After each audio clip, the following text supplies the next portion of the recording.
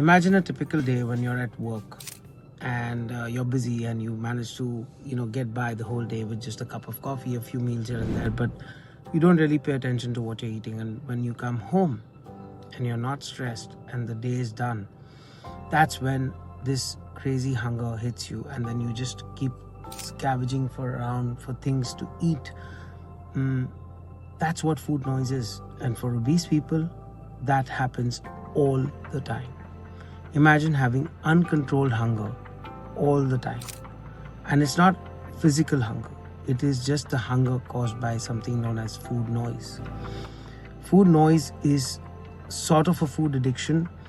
It happens because you're constantly obsessed with what to eat, when to eat. And this is not because of a personality trait. This is A, genetic, B, due to a dysregulation of your hunger hormones, your hunger and satiety hormones.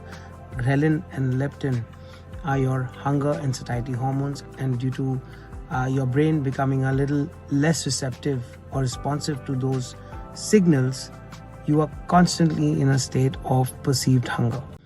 Now, obesity is a chronic disease, and assuming that someone who is overweight is just not disciplined is a very superficial way of looking at it. The challenges that an obese person faces are not the same as what someone who does not have those issues will face.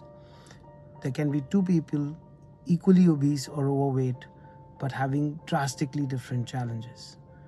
So it's about time that we look at overweight and obesity as a chronic disease and try to work on it in a manner that is very customized and individual, and stop judging people based on the size, right? Size is not reflective of health. It is indicative of health. Now, what do I mean by that? The assumption that, oh, she's so thin or he's so thin, he has no problem, couldn't be far further from the truth. Being thin is not a reflection of your health. Being fat is an indication that you could have certain other issues that may develop. They may not have developed yet, but you are more prone to having those things come in your life early on.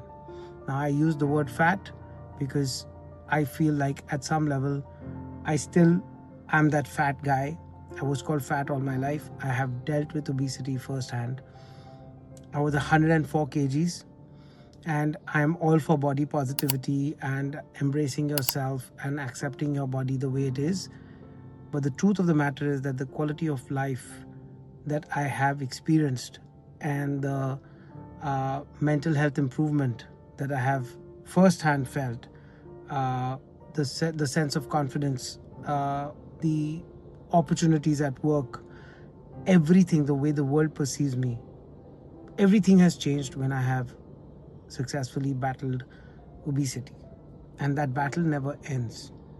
Yes, I was that fat guy. I'm still that fat guy at some level.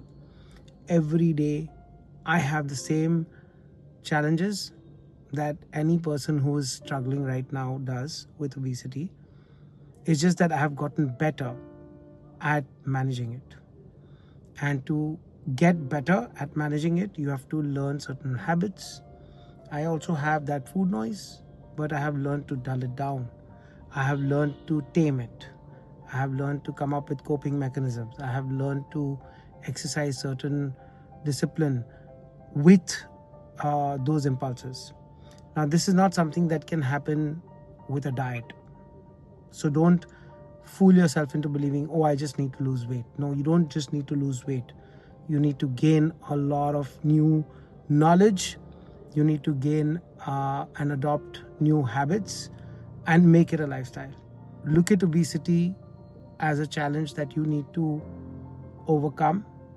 And now we have more help than ever. You have medication, you have counselling, you have coaches, you have people who are well researched, and they will be able to give you guidance in the manner that you need. And the manner that you need it is not the same as the manner as someone else who lost 20 kilos needed it. So look at obesity as a chronic condition, but that is a very personal struggle. And if you choose to take this up as a challenge to overcome willfully, without any doctor telling you this, you will be doing yourself a massive favor. Trust me, life is great, and you can live being obese or not, but the experiences, the opportunities, the life in each day that you will have will be far better.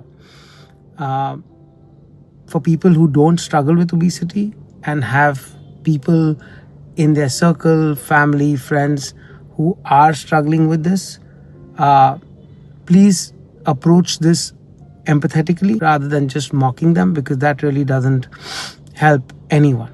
It will not make them do the right thing.